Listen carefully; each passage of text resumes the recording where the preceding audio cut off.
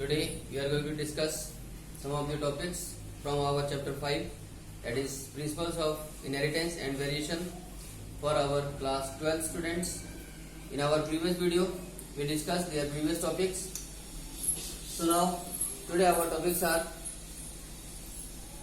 pedigree analysis and genetic disorders, and especially today in genetic disorder we will discuss only Mendelian disorders. So let us start this topic.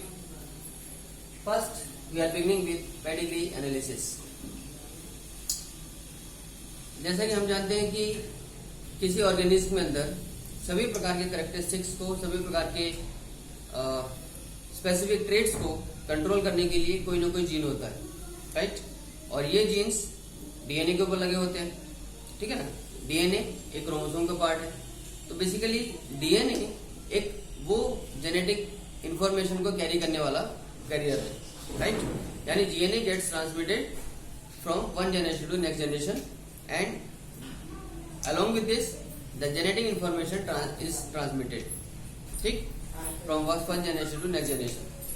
Now second thing is कि human beings के case में जो study है यानी gene का inheritance, हम उस gene के इनहेरिटेंस को ह्यूमन बींग्स के केस में डिजाइन प्रोसेस के जरिए या कंट्रोल प्रोसेस के जरिए स्टडी नहीं कर सकते. उसके दो रीजंस है. एक तो जो ह्यूमन बींग्स है उनका जनरेशन टाइम काफी बड़ा होता है ना, एज वी नो. यानी कभी कम से कम एक प्रोजेनी के जन्म के समय लगभग उसमें 2 महीने का समय लगता है. तो एक तो ह्यूमन बींग्स का जो जनरेशन टाइम है वो काफी बड़ा है, ज्यादा है. और दूसरी तरफ दूसरा रीजन ये है कि human beings small number of progeny produce करते हैं. यानी 9 महीने के अंदर ज्यादातर केसेस में एक ऑर्गेनिज्म का डेवलपमेंट होता है, एक ऑर्गेनिज्म का जन्म होता है, ठीक है. तो इस वजह से पेडिग्रीज को इस्तेमाल किया जाता है. पेडिग्रीज एक्चुअली क्या है? ये जो जेनेटिक इनहेरिटेंस है, जो जीन्स का इनहेरिटेंस का पैटर्न है किसी पर्टिकुलर फैमिली में, उसकी कई जनरेशंस के एक्यूमुलेशन को, उसके रिकॉर्ड को रखने का एक तरीका है, ठीक. तो पेडिग्रीज की हेल्प से, पेडिग्री डायग्राम्स की हेल्प से हम किसी पर्टिकुलर फैमिली में over many generations we can find out that which specific trait और विच एबनॉर्मेलिटी और विच डिजीज और disorder is prevailing in this family, ठीक है. तो पेडिग्री एनालिसिस काफी इंपॉर्टेंट है. एक तो जेनेटिक काउंसलिंग के लिए, दूसरा बेसिक रिसर्च के लिए.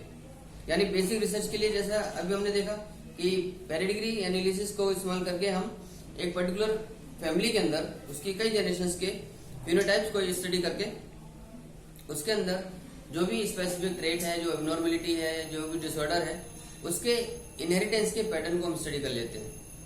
साथ ही साथ हम नेक्स्ट जनरेशन में उस पर्टिकुलर ट्रेट की या उस एबनॉर्मेलिटी की या उस डिसऑर्डर की इनहेरिटेंस की क्या प्रोबेबिलिटी रहेगी, उसके अपीयरेंस की क्या प्रोबेबिलिटी रहेगी, इसका भी हम कुछ हद तक प्रेडिक्शन कर सकते हैं. So this is how this pedigree analysis is very important for basic research as well as genetic counseling, right? अब पेडिग्री एनालिसिस में कुछ सिंबल्स का इस्तेमाल किया जाता है जिसके थ्रू हम एक फैमिली ट्री में उस पर्टिकुलर ट्रेट को या उस पर्टिकुलर एबनॉर्मेलिटी को स्टडी करते हैं. वो सिंबल्स कुछ इस तरीके से हैं. अगर ब्लू कलर में ये स्क्वायर बॉक्स दिखाया जाता है completely filled, it represents a male, that is a normal male, okay. Likewise blue colour का एक completely filled circle, this is it shows a female, right? And in this way it shows a sex unspecified. तो blue colour से अगर हम दिखाते हैं ये 3 structures, तो ये आपके नॉर्मल इंडिविजुअल्स को रिप्रेजेंट करते हैं. और यही तीनों स्ट्रक्चर्स अगर रेड कलर में दिखाए जाते हैं कंप्लीटली फिल्ड, तो ये अफेक्टेड इंडिविजुअल्स को शो करता है, यानी जिनके अंदर वो डिजीज या वो एबनॉर्मेलिटी या वो ट्रेट है. अब ये जो सिंबल है मेल और फीमेल के बीच में single line, it shows their mating, okay. And अगर इन दोनों के बीच में एक डबल लाइन है तो it shows a consanguineous mating, यानी mating between relatives. So this is a symbol of consanguineous mating. इस सिंबल में आप क्या देख रहे हैं? ये पेरेंट्स हैं, इनकी मेटिंग से ये चिल्ड्रन फॉर्म हो रहे हैं नेक्स्ट जनरेशन के. यहाँ ये दोनों पेरेंट्स नॉर्मल है, लेकिन यहाँ रेड कलर का ये मेल चाइल्ड इनका नेक्स्ट जनरेशन का एक बेबी है. So this is how we can show, we can form these diagrams to study the actual pattern of inheritance of a particular gene, of a particular abnormality in a particular family over many generations. So guys, this is all about pedigree analysis. Now let's proceed to our next topic, that is Mendelian disorders. Actually genetic disorders दो तरीके के हो सकते हैं. एक तो Mendelian disorders हैं, एक दूसरे हैं chromosomal disorders. तो मेंडेलियन डिसऑर्डर्स एक्चुअली वो डिसऑर्डर्स हैं जो किसी सिंगल जीन के या किसी सिंगल एलील के अल्टरेशन के या म्यूटेशन के जरिए डेवलप होते हैं. ठीक, तो मेंडेलियन डिसऑर्डर्स का जो ट्रांसमिशन है या उनका इनहेरिटेंस है वो मेंडेलियन पैटर्न ऑफ इनहेरिटेंस के ही अकॉर्डिंग होता है. जैसे मेंडेल ने अपने एक्सपेरिमेंट्स के दौरान जो स्टडी किया, तो मेंडेलियन पैटर्न ऑफ इनहेरिटेंस के ही अनुसार इस प्रकार के जो जीन्स हैं, इस प्रकार के जो एलील्स हैं डिफेक्टिव, उनका ट्रांसमिशन होता है from one generation to next generation. अब मेंडेलियन जो डिसऑर्डर्स हैं उसमें डोमिनेंट भी हो सकते हैं, रेसेसिव भी हो सकते हैं, या लिंक्ड टू सेक्स क्रोमोसोम भी हो सकते हैं. ठीक है, सेक्स क्रोमोसोम से लगे हुए डिसऑर्डर्स भी स्टडी किए जा सकते हैं, ट्रेट्स भी स्टडी किए जा सकते हैं. कुछ मेंडेलियन डिसऑर्डर्स हैं जैसे sickle cell anaemia, thalassaemia, colour blindness, okay, then haemophilia और ये फिनाइलकीटोन्यूरिया. तो ये कुछ कॉमन मेंडेलियन डिसऑर्डर्स के नाम हैं. अब हमारे सिलेबस में 3 डिटेल स्टडी में है, हीमोफीलिया, सिकल सेल एनीमिया और फिनाइलकीटोन्यूरिया. तो लेट्स डिस्कस देम. पहली बात करते हैं हीमोफीलिया की. हीमोफीलिया एक्चुअली एक sex chromosome linked recessive trait है या रेसेसिव डिसऑर्डर है. ठीक है, ये बेसिकली जो कैरियर फीमेल्स होती हैं, क्योंकि ये एक्स क्रोमोसोम से लगा हुआ है, तो जो कैरियर फीमेल्स होंगी वो अपने मेल चिल्ड्रन को यानी अपने सन्स को ये डिजीज ट्रांसमिट करती हैं.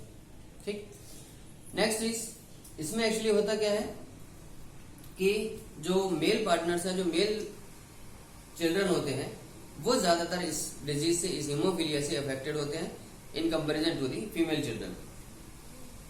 फीमेल चिल्ड्रन को अगर हीमोफिलिक होना है तो उसके लिए बहुत रेयर कंडीशंस है. यानी पहली चीज तो उसकी मदर को एटलीस्ट कैरियर होना चाहिए उस हीमोफीलिया डिजीज का, और फादर को हीमोफिलिक होना चाहिए.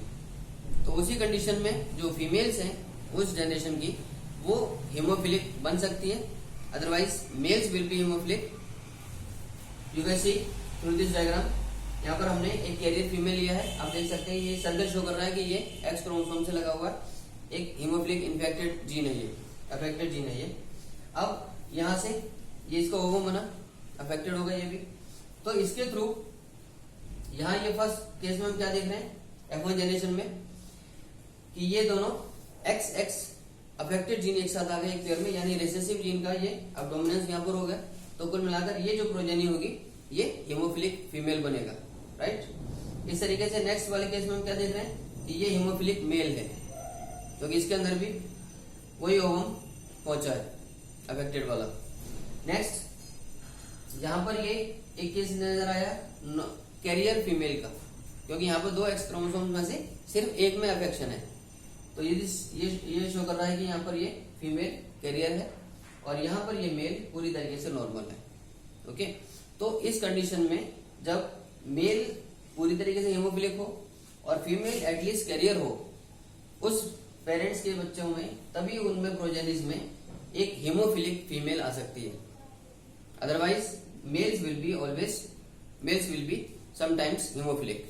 ओके, इसमें एक्चुअली होता क्या है कि जो एक डिफेक्टिव एलील है वो सिंगल डिफेक्टिव प्रोटीन को प्रोड्यूस करेगी, और वो प्रोटीन जो ब्लड की क्लॉटिंग करने वाले प्रोटीन्स के कैस्केड का एक पार्ट है, तो वो प्रभावित हो जाता है इससे. तो जब ब्लड की क्लॉटिंग करने वाले प्रोटीन्स का पार्ट प्रभावित होगा तो उस केस में इस तरीके के पेशेंट्स के अंदर क्या होता है कि कोई भी अगर छोटा सा कट लगता है शरीर के अंदर, तो that can result in non stop bleeding. उससे ब्लीडिंग लगातार होने का खतरा होता है, यानी इनके ब्लड में क्लॉटिंग नहीं हो पाती जल्दी. राइट, और इस डिजीज के बारे में एक कॉमन नाम आप सब जानते हैं, क्वीन विक्टोरिया के खानदान में था।